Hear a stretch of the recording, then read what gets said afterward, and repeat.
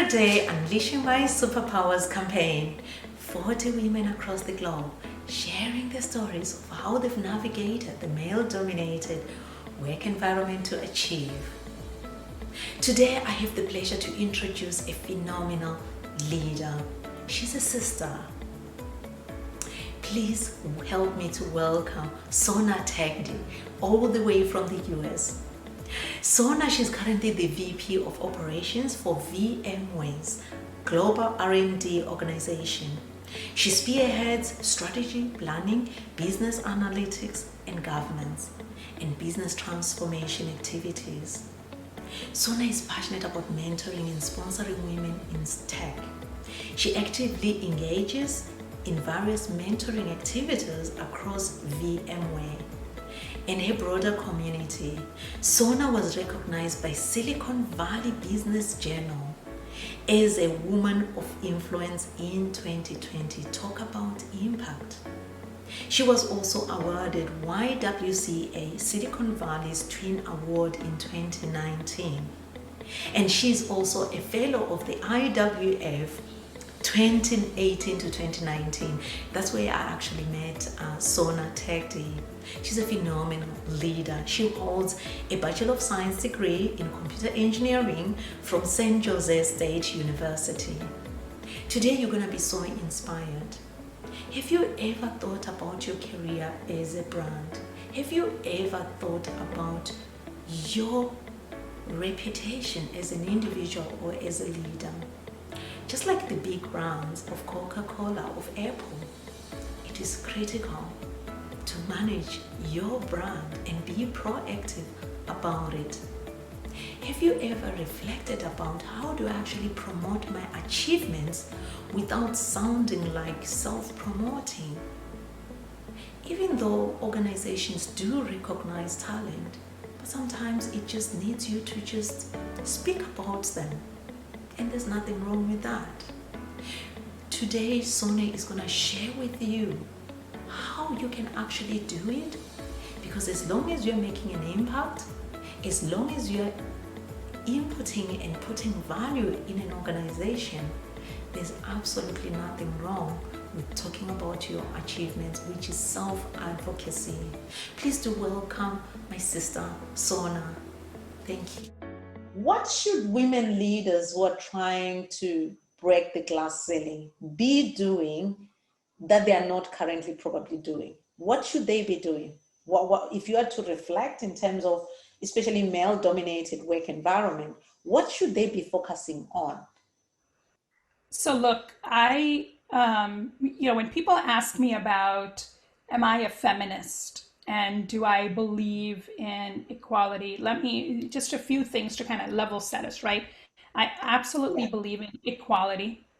I think women are just as capable of doing anything that a man can do today, especially in the workplace around, leading and driving decisions and making tough decisions, right?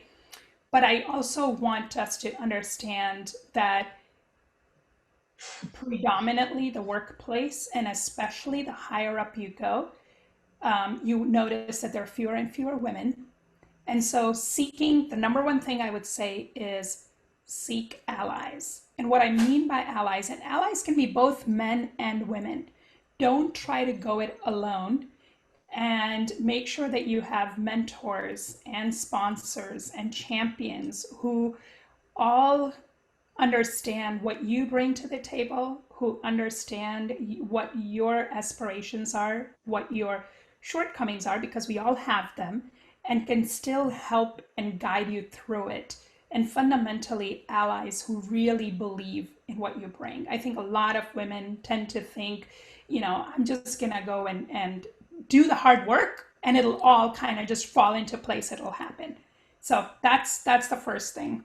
The second thing I would say is, yes, you want to have allies, but self-advocacy is still super important. And this is not something that comes naturally to women. I think I would literally want to die before I go and ask my boss for a promotion or a raise or, a new challenging role. We've all been there.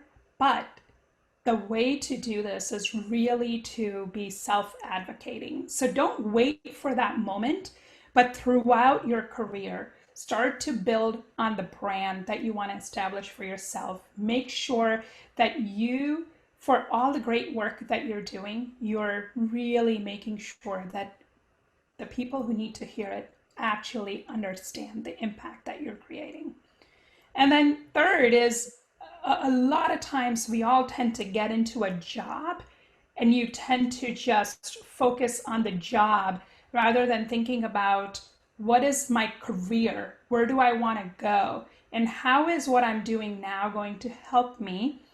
And really seeking out new opportunities when the time is right and figuring out what that time is right is for Yeah. you. It's not the same for everyone, right? So I think those three things are what has really helped me, and I think it's important to have those. Did you have a mentor? Did you have a coach or a sponsor in your career Yeah, I would say yourself? I had and continue to have all three of them. I think it's super important to have mentors, to be clear on who your sponsors are and can be. And one thing that I'll say about sponsors is sponsorship is not something that you can go and ask for, it's something you Yeah. earn, right? So when you're working with different leaders and when you're working on things, important to establish relationships with people. Really go in, what I tell people is go in with gifts.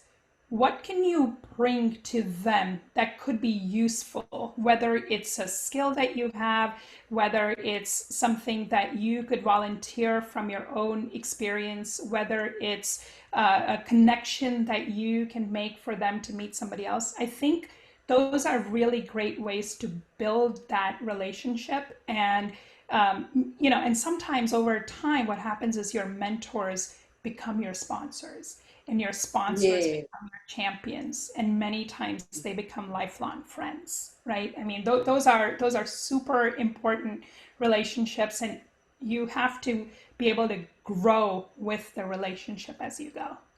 If any leadership regrets that you have or lessons, I know you have spoken a few other things, but are there any leadership regrets that you have that you think, and I think it ties in also with the teenage self. Yeah. So um, I really resonated with that question around, if you could go back, what would you do differently? What would you tell yourself? Look, I grew up in a culture and in an environment where um, blending in and fitting in was almost expected, and it was the easiest thing to do. But I think what I would really urge everybody to do, and where I was able to break apart, I feel, was when I gave myself permission to not be afraid to be the first one. And so the sooner you can think about it's okay to be the first person in your school, in your friends, in your team, in your community, in your family, to do something, to Yeah. really not stick to the norm. I think that can really help each of us unleash our true potential, and not, because a lot of times the barriers are more something we have created, like a mental, almost a mental block on what we can and can't do. And once you unleash that, there's no stopping you. So just really, really give yourself permission to not really follow the status quo and follow the herd, and chart your own path. And it'll be fine. It'll be great, actually, because nobody's going to compare you to anybody else. And you'll just be your Exactly. own unique self. Like, there's only one Sonar in the world. Thank you so much, Sona. I greatly appreciate. I'm humbled and I've learned quite a lot. And I think women who are going to be listening to your story, they will be so inspired the same way that I have been inspired. Thank you.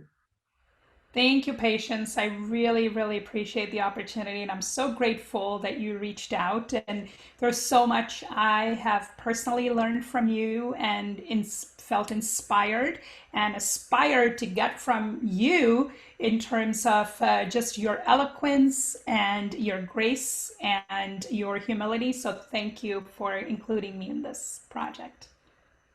Thank you, Sona. Thank you. Thank you so much.